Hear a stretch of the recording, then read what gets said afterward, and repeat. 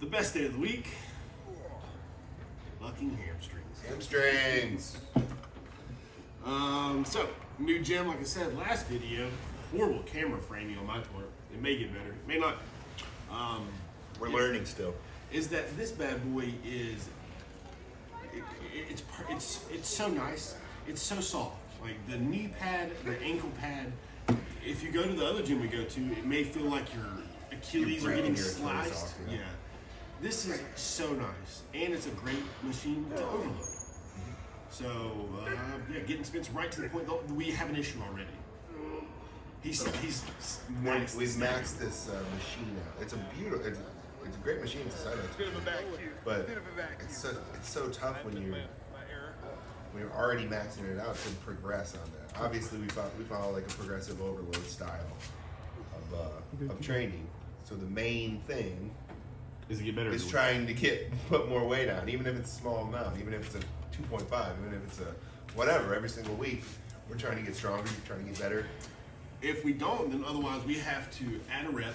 We're at 11 to 13. We're in that sweet spot anyway. Right. We have to add a set. Now, if we start adding sets, we're at a 2-hour workout already. Yeah. This is the tightest camera angle you've ever seen, but it's fun.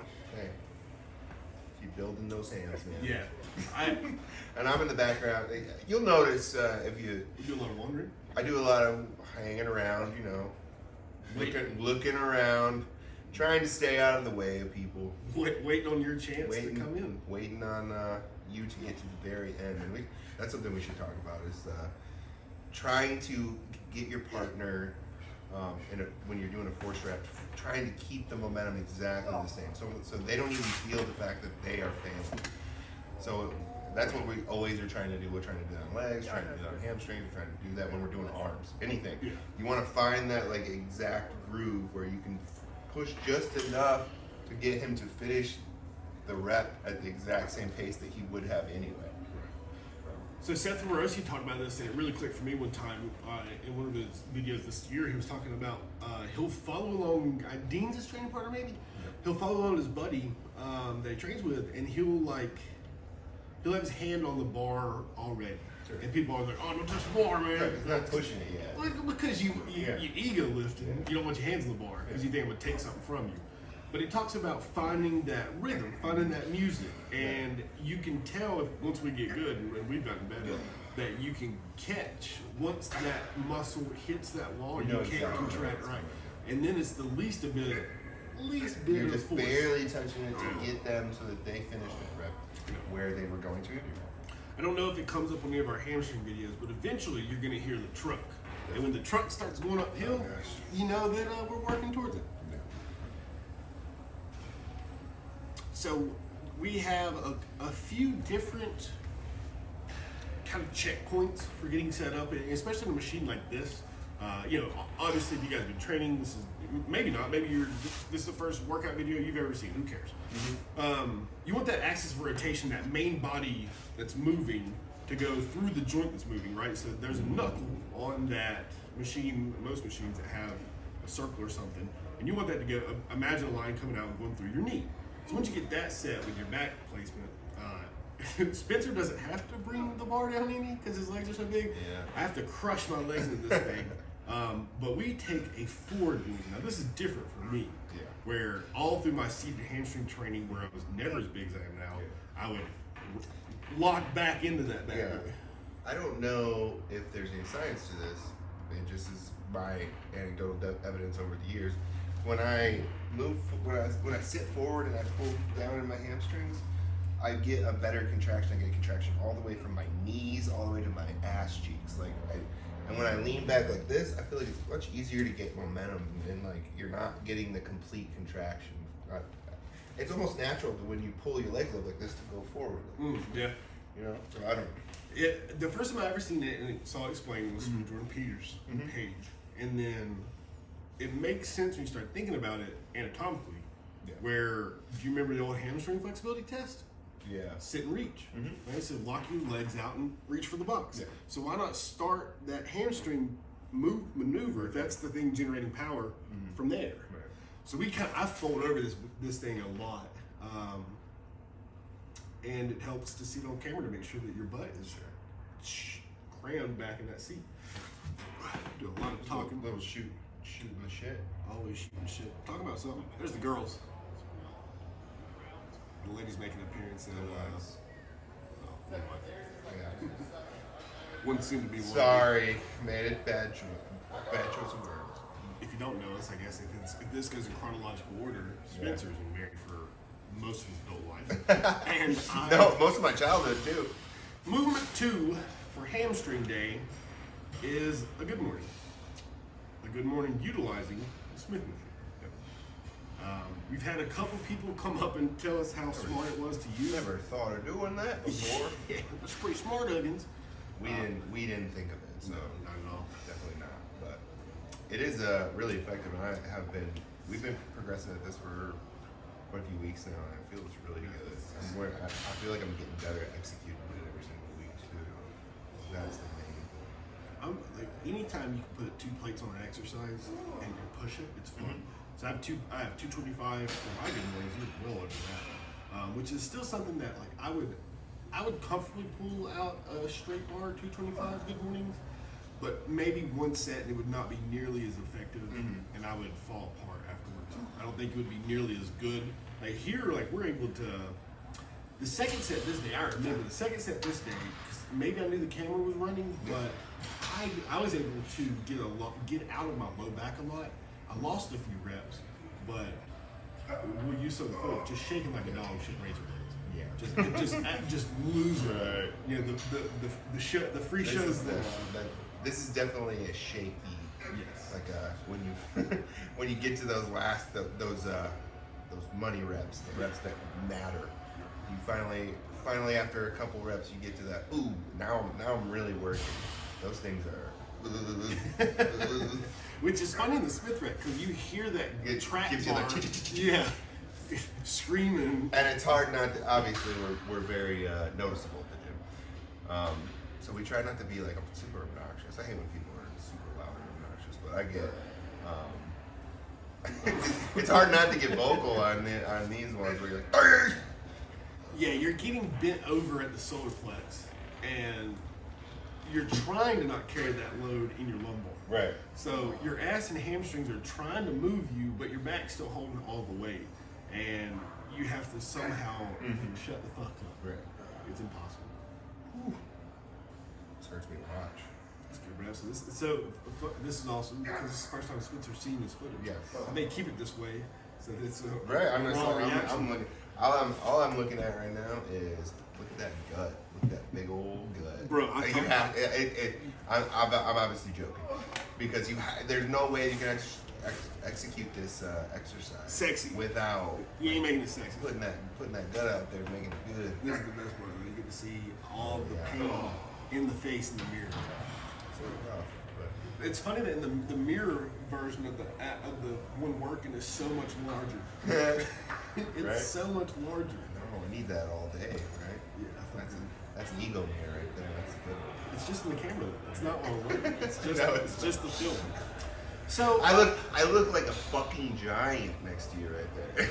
You are a fucking giant. You know what I mean? Like it's not right. It's just the perspective of you back there. That's hilarious. But you look fucking my spot here, it's beginning to be both those. It just started out with Spencer at the bottom of his motion would have a tendency for that Smith lock to tilt forward. And I'm waiting on the day that he goes to finish his rep and hits the bottom of that J hook and just stonewalls him.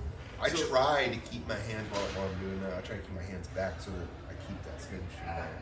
But it's obviously when you come forward and you're shaking and you're messed up. It's the last thing to worry about. Yeah. So my spot there a lot of times is I'm gonna let him just eat shit in this rep. I've been doing it too. And just hang him out to dry because you can't really spot him there. And if he does, it's a good morning. Like let him fucking die. Yeah. but just ever so slightly take pressure and roll his wrist back. Bingo. And just kind of throttle that bar backwards so that while you're herking and jerking, you're not gonna worry about dying.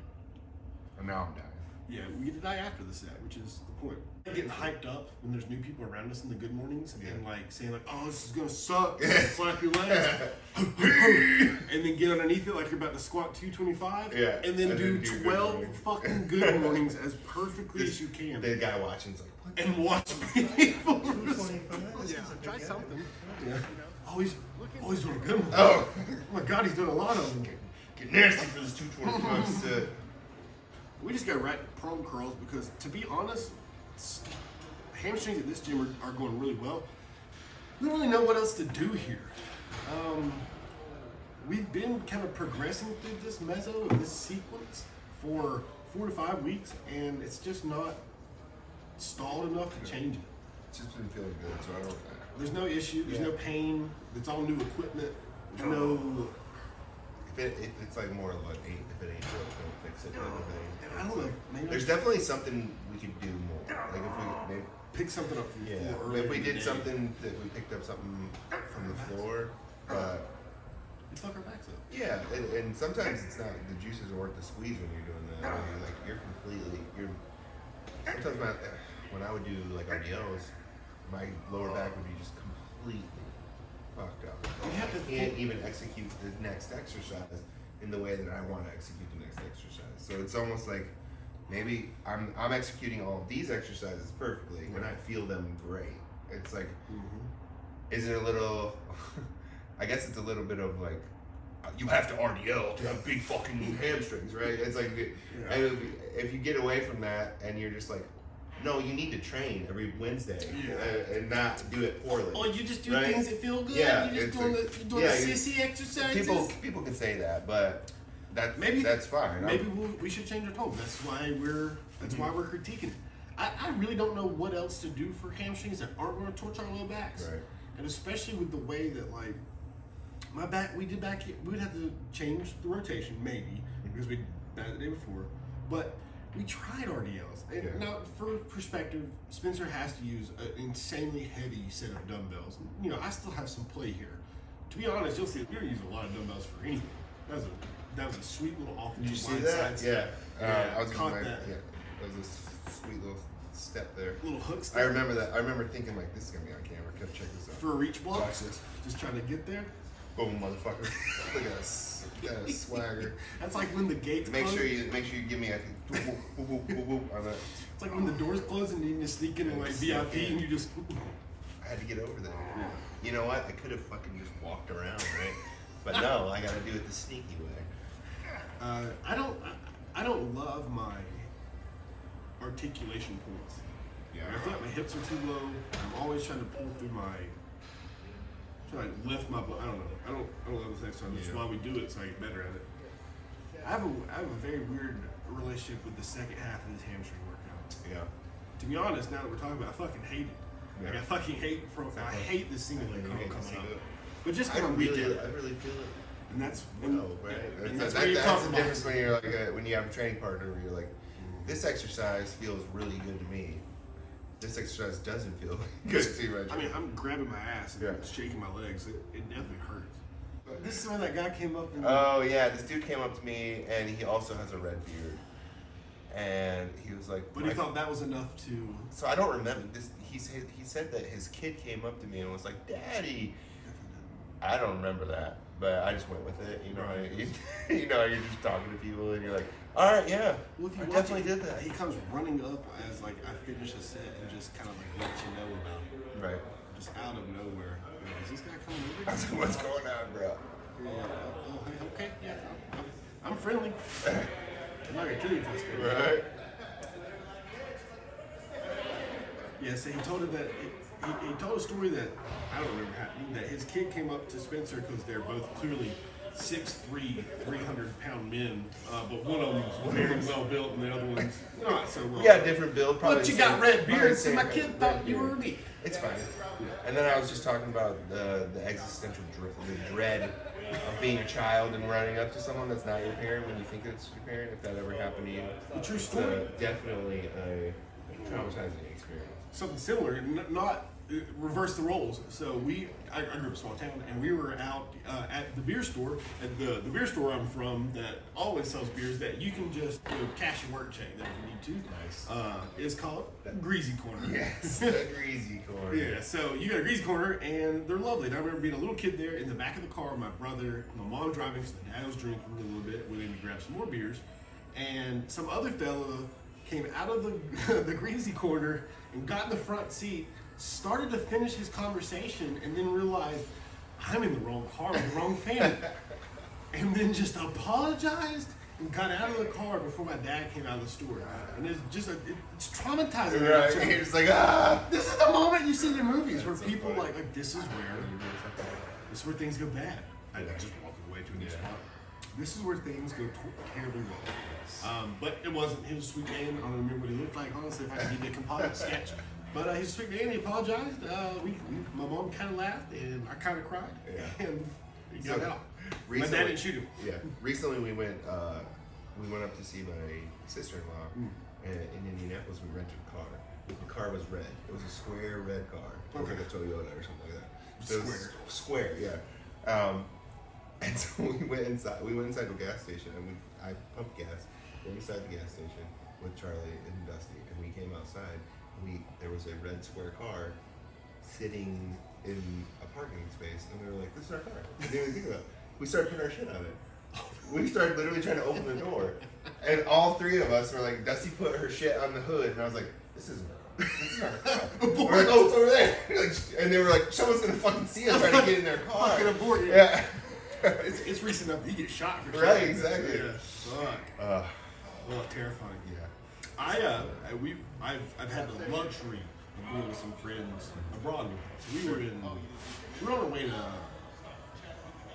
where's Mount Vesuvius in Italy with the people. Greece, right? Pompeii. We were on the way to Pompeii. Didn't make it and got a hostel for the night. Yeah. Parked the car on the street. No problem. Like there's a block party going on. Mm-hmm. I had been still training, so I was like running a little bit in the mornings, like just go break a sweat the wine out. Told the guys, it's like, all right, I'll pay the meter in the morning. I'll get up and go for a run. We make me do it. Okay. And get up in the morning, pay the meter, hit the beeper on the car. We have a little nice Fiat 500 coming out of Rome, and go to pull the door and won't unlock. So I'm like, fucking thing's dead, not working. I'm like looking around, like, what's going on? And then it hits me. This isn't the same fucking car. Oh, no. This is where we parked. Yeah. There's no explanation here. Where's the car? Yeah. So I go wake the guys up. Everybody's hungover. We're in a hostel, right? So there's 8 other people in the room. Car's gone. Yeah. What? Fucking Travis, you said you'd take care of this. Hey, man, the car's gone. Someone took the car. Or it's been towed. Right. Figured out real quick it wasn't some towed. situation. Went to the cops, long story long, went to the cops, explained to them what happened. How he explained to them what happened was sat there, the detective, he's in a polo smoking a cigarette, the most Italian thing I've ever seen in my life. So you wrote down, Americans. He typed in the computer, turned the monitor, and brought up Google Translate. And we said, our car got stolen, Italy, but what? Happens all the time. Mom's bad down here. Did you park on the street?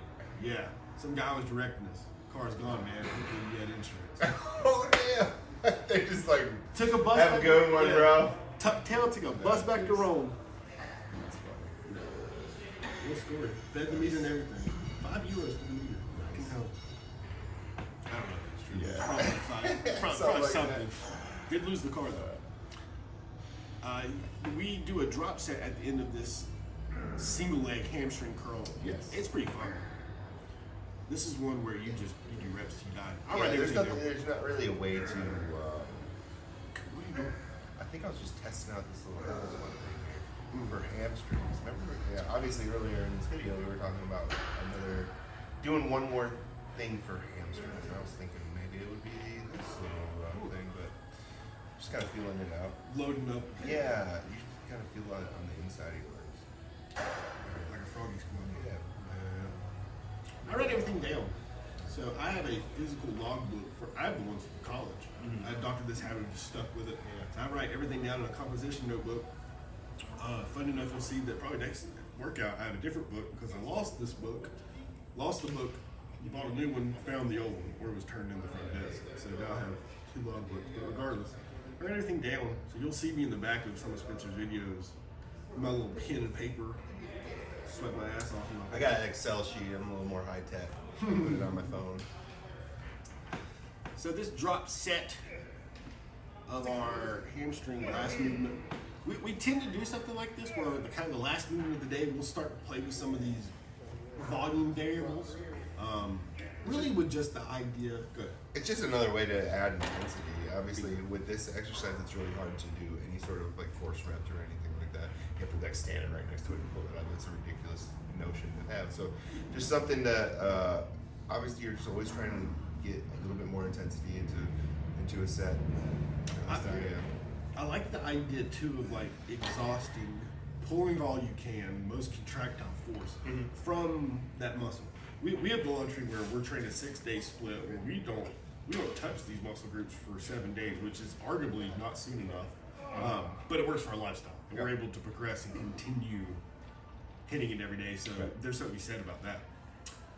So the fact is that with that knowledge and that we recover well enough, like you can kind of torch the muscle group to a degree, which I enjoy a lot. Completely done because you're not going to hit it again for another week. When you probably hit it in 4 days, even with the work we're doing, but we don't have that opportunity. So here we're just doing a drop set. I try to think about this machine and any hamstring machine. It's like this is the same thing as like training biceps. It's like your leg bicep. And you just want to get that squeeze as high as you can, hold it, and control it on the way down. Same sort of thing. When you say high, you mean like moving the actual... As high as you can to the highest point of contraction that you can. Right there.